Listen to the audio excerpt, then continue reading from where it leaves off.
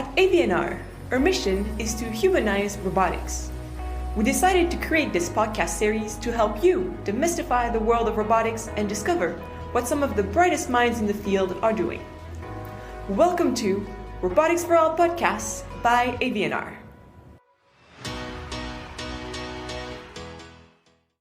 Today we'll be talking with Yves Proteau, co-president of APN Global.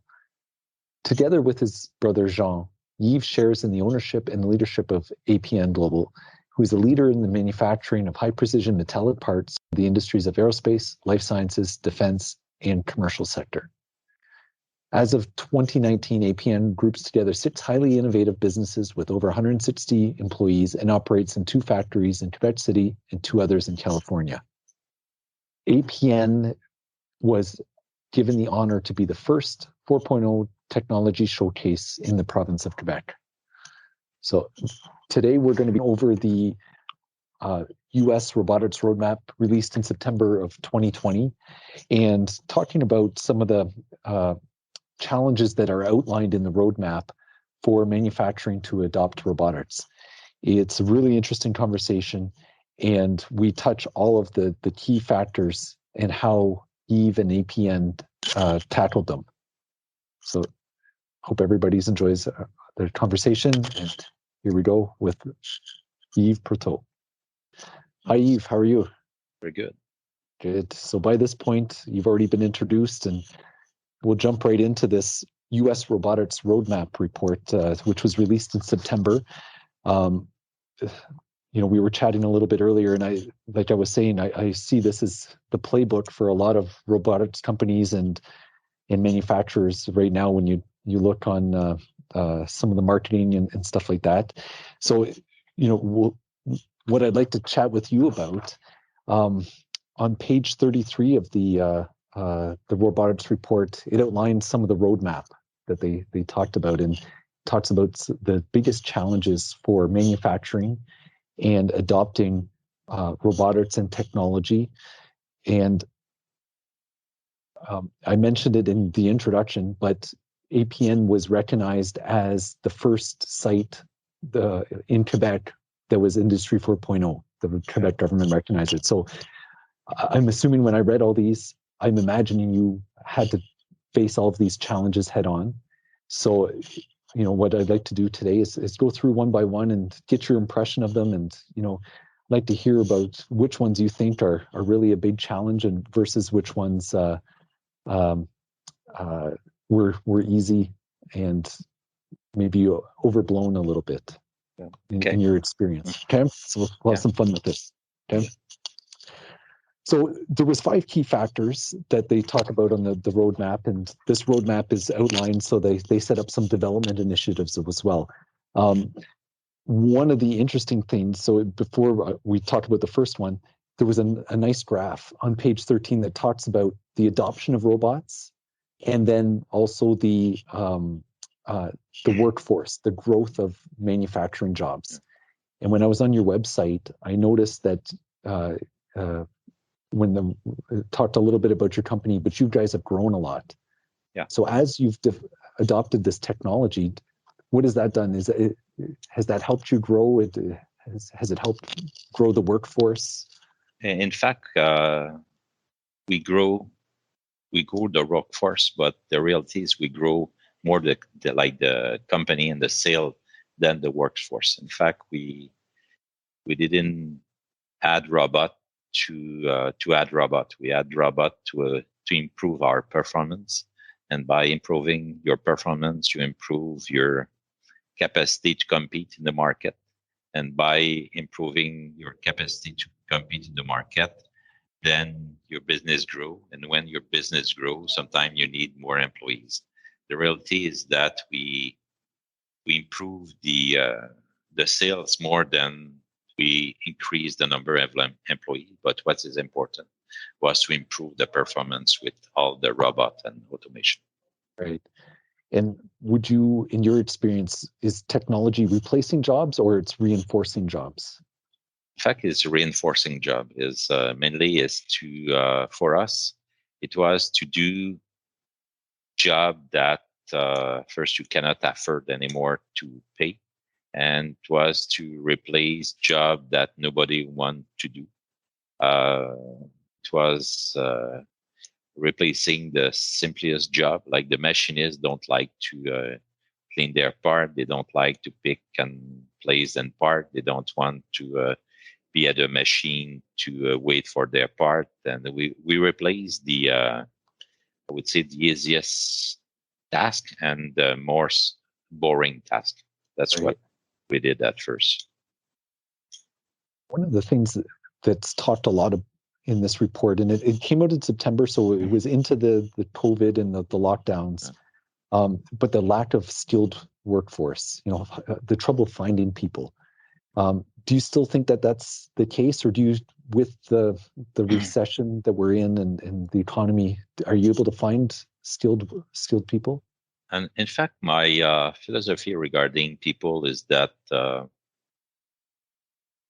it's not a problem to find good people, but I think the biggest problem is to use the good people, like to use all the capability of the good people. If you go to a factory and look at the machinists and analyze the number of hour per day that a machinist will do, what he should do as a machinist, like the only task that a machinist should do, you will see that he won't do more than 2 hours per day as a machinist. All the other hour that we will work will be a job that anybody, like that I could do. I'm not a machinist, I'm not a manual person, but I can do 80% of what he's doing on his day.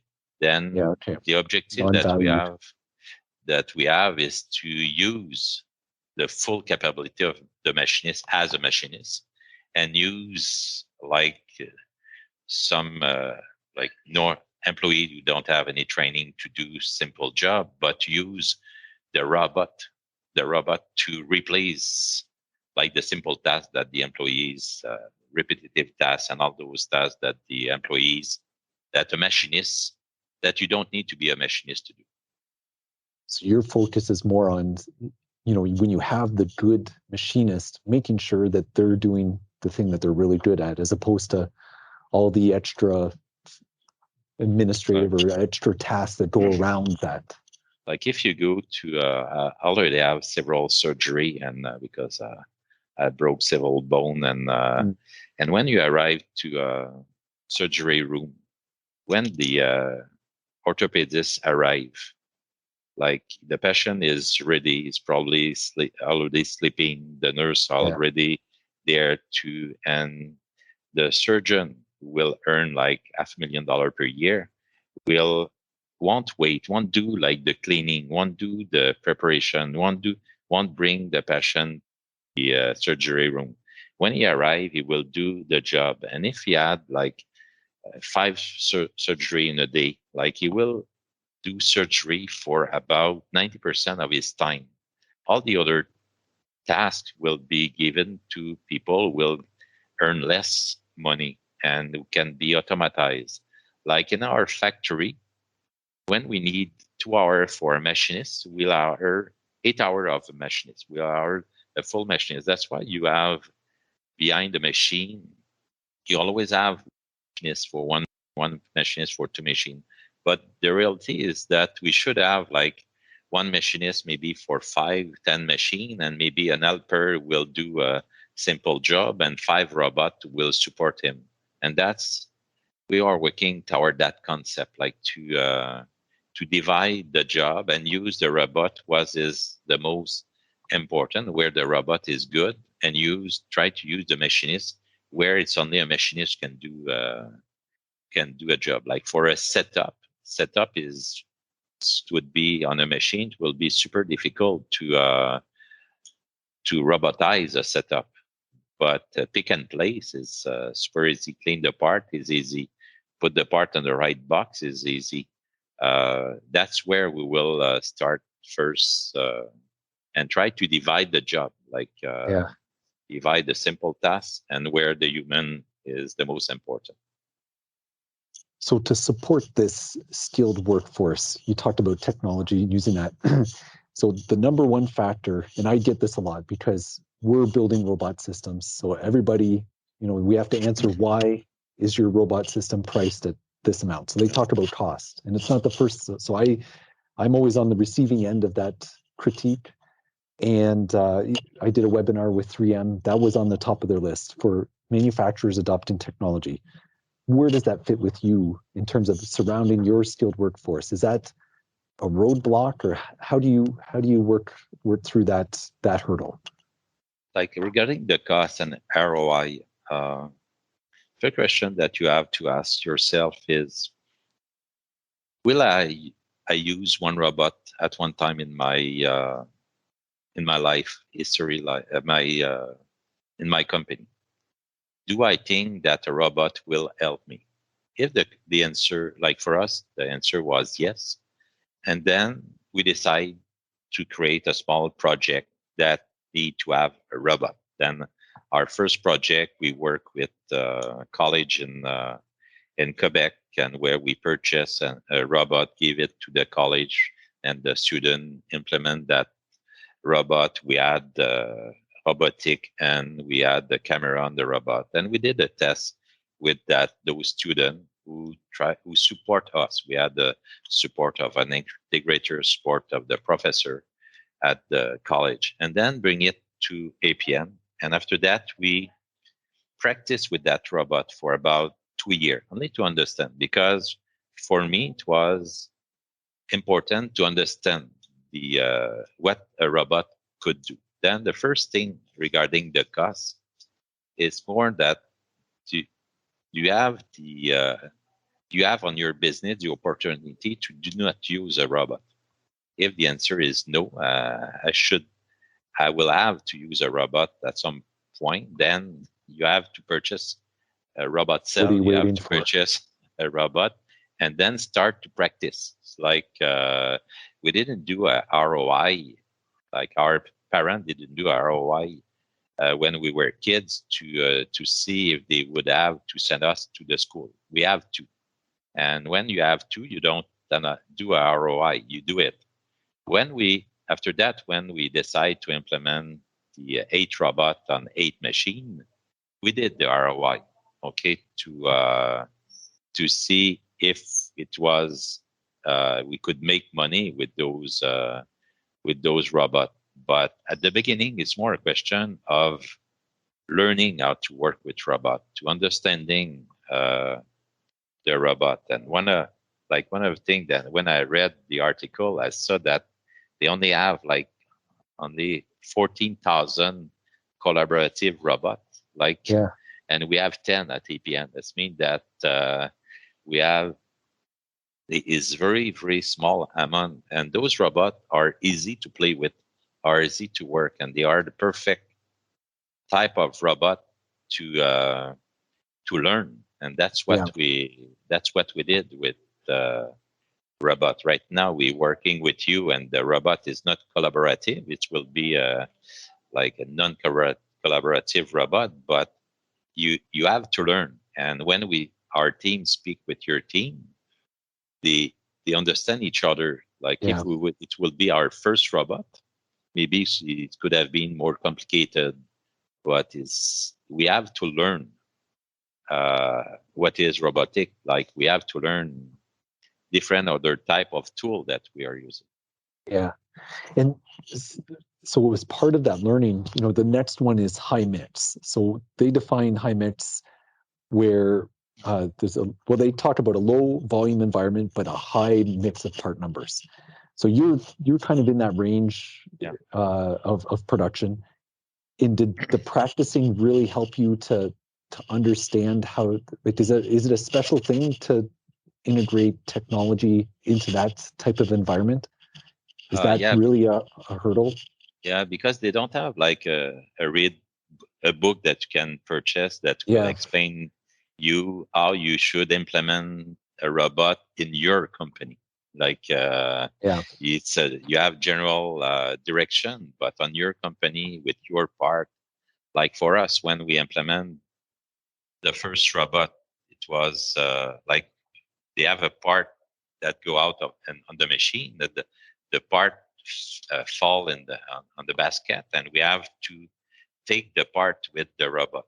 But to take the part, we have to see the part. Then we had to add a camera on the robot. Yep. And then when we add the camera have to see the part. And when you do stainless steel part, the camera have difficulty to see stainless steel part.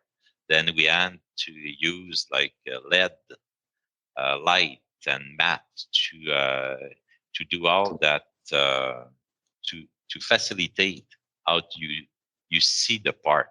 And after that, we have to use algorithm to change the position of the robot. And all those things are practiced. Like when we were kid, we learn how to practice to walk, how to practice to do bicycle. And it's a question of practicing, like a person who would never have done bicycle on his childhood. It's not by having 20, even if all the other 20 years old person know how to do bicycle. If the person didn't learn how to do it, it will have to start from the start. And for us, it was a question of practicing, understanding the robot. And then we purchased the 10 more robot. We purchased after that a platform, mobile platform with a robot on it. And then we purchased another robot platform that have less limitation than the first one. And right now we're working with you on some other thing. But it's all the addition of that knowledge that we had is like right now a lot of people speaking like if you read about Amazon, they will speak about the flywheel. You have to turn that flywheel, and at the beginning is difficult, and that's where you have to do the practices. And when the flywheel start to run, then you have to push and continue to work. And after, like where we are right now is becoming normality. Like it's becoming normal to think with robot. And we had the launch, what we call it, like a futuristic launch. Like today we spoke about, even if APN is known to be very 4.0 tech advanced, we had a launch to dream about the company in 5 years. Okay, to see what will be the company in 5 years with robot, with automation, with cobotization, with vision, with all those tools. And after that, when we dream about it, after that, we will have to start with something. And we had I was just listening to you, and so to me, when we go back and you buy your first robot, never mind our ROI, you went and bought it. To me, it wasn't you setting up a student in a lab and go and tell me what a robot's about. You're changing the culture of your company. You're working on it. So who gets involved in that? Like, how did you put the robot on the shop floor to begin with? The first thing it was the student at Cégep Lévis-Lauzon. It was on the courses, final courses of the DEC, Diplôme d'études collégiales, and that was the final courses of that courses where they had to do a project to run a robot. And those students came to APN. We present them the problem. We purchased the robot. We gave the robot to them. We purchased the camera. We purchased the robotic arm. Okay. And then we give it to them, and they present. We had the director of automation here, Joël Lessard, who followed those students, and at the end they implement the robot on one of our machines. Okay. And for 2 years we practice with this robot, and we practice, we analyze, we modify, we change about everything. Nothing except the robot was the same, but we change, we make it work.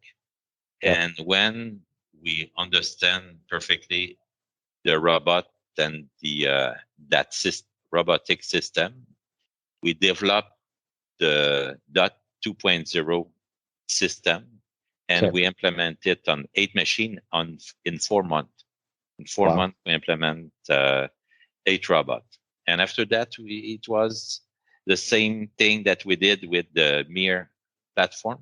Like we purchase it, we run it, we practice it. It took about 2 years of practicing, but we knew that the future will be to have mobile platform driving around the shop, and we knew that we had to go in that direction, and we did it, and we used the knowledge that we developed on the robot arm and with the platform, and we create something that worked. And when it worked, we said, is it the finish line, or can we do something better? And then we said, okay, we could do something better. Then we add another robot automation, and it will be implemented in the next couple of weeks on the shop floor. And then we said, what will we do with our platform? I said, the platform should, because we will have 2 and we need only 1. And we said, okay, we'll use that platform to move all scrap bin around. We'll use that platform to move the rack of tool. And it's always to think about new things.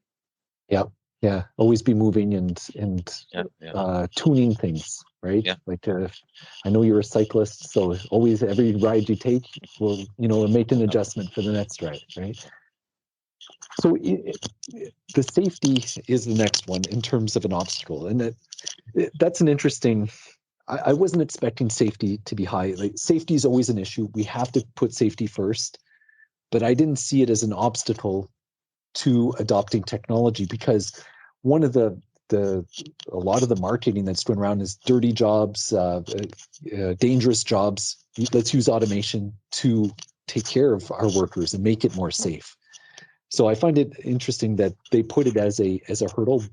But on the flip side, so you talked about a robot moving around the factory. So maybe, talk about how you guys approached new technologies, new concepts, and making sure they were safe. In fact, at the beginning, when we purchased the first cobot, they told us that it was safe. Then we didn't do any analysis, and then we purchased it, we implement it, and we put the robot in the shop floor. And people knew that they were part of their environment. And we have robots for 5 years right now, and we never had any accident with the robot. After that, we understand that they could have some risk, because the pressure was not as it was not as safe, 100% safe as they told us at the beginning. And when we purchased a new robot, they told us that the new robot was safer than the old one. And we thought that the old one was super safe. But we never had any accident with the robot, because when you work with the robot, that become part of your environment, and when we go, what is the most dangerous thing that we are doing every day is taking Getting a car. Because we are going at 100 kilometers on the two-way street without any fence between us. And if somebody don't take the right path, we'll die. That's super, super, super dangerous what we are doing every day. Then on the shop floor, they could have a risk, but we have robot moving all around. We have platform moving, and they become part of the environment. And people care about those robots, are conscious about it. But what is the risk? The risk will be like me if I go on the corridor and I hit another person because I'm not thinking about that they could have another person on the corridor and I'm going too fast. That's the same type of problem, but we never had any problem. And we had the safety board agency who did a study about cobotic, and they come to APN. They visit APN. They spend a full day to analyze the interrelation between the cobot and the employees, and everything was perfect at the end. I think it's a false problem. Like if you say that safety is a problem, it's because you don't want to implement robot. Like a robot will be more helpful for safety because it will remove all the repetitive movement. Like for a robot, like one of the places that is more dangerous on the company when you don't have robot is the polishing deburring department, because they're always doing the same movement, like repetitive movements, and the strain on the body is not to be underestimated. I used to work for a company who did a lot of polishing, and I was VP production, and I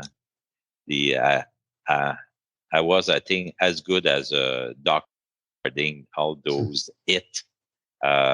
problem, like if it's condylate, and all those things, because that's all the robot remove those movements and help this, for me, the safety a lot more than they are dangerous. So for us, when we looked, so we had the Fennec CRX cobot in our lab to test it out. And our challenge was, so our guys, they've been, we're so used to an abrasive hitting the part, and there's pinch points all over the place. So for us to get a mind around lowering the standards that cobot is, we agree it's safe. That's an interesting journey that we had to go through. Just breaking the mentality of the old style of robots, or the traditional robots, and also in the finishing systems. When you're in contact with something, that adds another thing into play. So, but there is a few application areas in finishing that cobots make sense. Is speed a factor? All those type of things. Those are all interesting things that play into the business case and stuff. But I like your approach. It's a great entry point for companies to get their feet wet with robotics, and sometimes you just have to jump in, right? Yeah. So in your practicing, so you buy a robot, you jump in with 2 feet, you work with the school, you bring it into production, and you start practicing. Okay. And the next challenge they talk about is setup time. So in your practicing, how did you gauge, okay, it's good enough, let's put in the next date? And to me, that's, looking at, okay, how easy should this robot be to set up? How long should it take for me to change over? And how did you set that goal, or that milestone? In fact, it's like a robot is like everything else. It's like doing a setup on a machine. You want to make it the more flexible as possible. At the beginning, you start and you have a problem. Then you work on the problem, you improve and make it more easy to do. And what we did at APN is we start with the first robot. We found the problem. We didn't have the perfect result as we dreamed right at the beginning, but we start to work on how could we simplify the setup, how could we simplify the implementation. We work a lot on parameterization, like we put parameter to make it a lot easier. At the beginning, it was difficult, like everything. Like doing things simple is complicated. And we work, and we continue to work to simplify, improve their parameterization. And it's like everything in life. You cannot say, okay, I purchased a robot, I put it there, and it will work for the history of the company. Like in fact, the reality, you purchase a robot, you implement it, you have difficulty, you work on it. Like innovation, the only constant on innovation is that you will get more problem when you will implement. In fact, it will be better in the future, but at the beginning, it's more difficult. Then you have to understand that and continuously work to improve your process. Like it's not like a car that you put your key, turn and Sure. start. Like it's probably only a cars like that. With robot, it's like with machine, with employees. You have to work with it. You have to train. You have to improve. You have to read. You have to bring experts. You have to continue to improve. It's a continuous improving process. Yeah. To me, it sounds like your answer is you saying you're never satisfied, right? So once you hit that benchmark, okay, guys, how can we get to the next level and keep improving, right? You should be only satisfied. Like one of my principles is, I'm satisfied at the end of the day, but when I start the next day, I want to have more than yesterday. I like that one. Yeah, that one's good. The last one, so effortless. So I read this as like it's implementing technology. So is something as easy to use as, let's say, an iPhone? How it's way down the last implementation, but I think their point here is, for robotics to really be introduced and it to be an everyday tool for everyone, it's got to be as easy as using a smartphone. Now, you guys, I consider you guys more advanced users, right? You're innovating, you're improving technology, you're finding limitations, you're adding things to it, reworking it.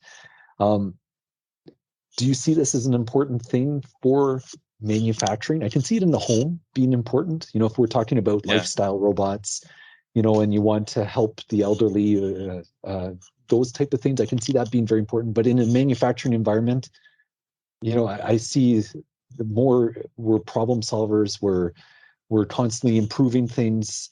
So I don't know where you sit on this. Is that a key factor to adopting technology for you? Like for me, the robots are a lot easier to adapt, to implement that they were 20 years ago when I implemented the first robot that I implement in my life. Like today, it's a lot easier, but it's not difficult enough to do not adopt a robot. Like the day that everything will be easy, the competition will come from everywhere. Like you don't have to wait that everybody have it to start to have it. Like today, if you don't have a iPhone or a mobile phone, you won't be able to do business. Like you won't be able to communicate. You won't be good enough to work. Like today, if you don't have, you don't use computer, you won't be good enough to be competitive. Like it's part that's you don't have. If you wait, you won't be there at some point. Yeah. Like you can. To you, this goes into the excuse category. Yeah. Because I always said when one of my employees tell me that is difficult, I always told him that the simple thing where we already done them. Like the only thing that are left to do are the difficulty. Yep. And the day that it will become super easy, that means everybody would be able to purchase it. But the best company will try to find something more. Maybe having 4 robots working together. Like today, that's what we, one of the things that we were discussing was the communication with the robot. Like we always think today a robot by itself on a cell. But how right now we have robot to give part to another robot. How will you do it? It's becoming more difficult. And you have a cobot with platform, with fixed robot. And because when I look at the cobot, they are slow. But if you want to go fast, cobot, you cannot go fast with a cobot because it will kill the person. Then you have to say, okay, if I want to have speed, I will have to organize my floor differently to have fans to increase the speed, or to have sensor that will tell the robot that somebody is coming. And like the performance are always done by implementing more complicated thing. Like I'm a fan of Formula One, and like a race, or like if you look at the qualification, the one who is the first 1 second, 0.1 second. Okay, it's not by is not twice faster than the second one. Right. It's just a little. Marginal. It's marginal what It's it will be that faster. won them the race. Yeah. And that's why, like, if it would be easy, like a company, a group that went to Formula One, as the team, they said we will purchase the technology of Ferrari, but they are always behind Ferrari. Okay, it's like William has the same engine than Mercedes, but they're always in the back. Like Mercedes are always trying to find something more difficult to manage. And it's not, the simplicity is fun, but it's not the simplicity that is fun. Like is that you will win. Like You today, will grow and get ahead. Yeah, because we have our cell phone, but what we are doing is to have team to the cell phone, to integrate more things. Like we want to use a cell phone as a task manager for our employees, because we'll use that device integrated to our Lego software to manage tasks. It's always, you get good result, excellent result by doing complicated things. Okay, it's not by, if you do everybody can do simple thing, but it's by doing more difficult thing that you will win. It's not by doing, if I do the same thing than my neighbor, I will have to run faster than him. And what I want is to think faster than him. Yeah. So if I think back of our conversation here, do something, get that first robot, find a good school, get a good trainer, and start practicing. Give yourself a time to learn, and don't be afraid of playing in the hard areas, right? Because that's where you're going to get your benefits, and that's where you're going to carve out a special place for yourself. Yeah, that's where you will be able to compete.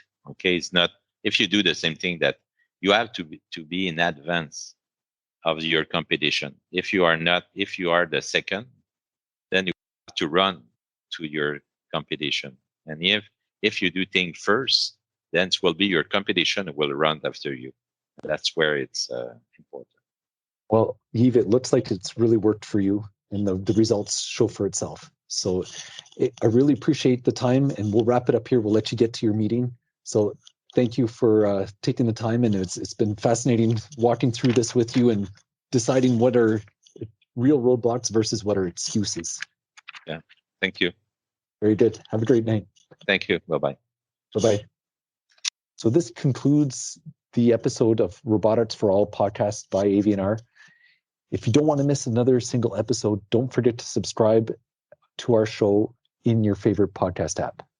Thank you very much, everyone, and we'll talk again soon.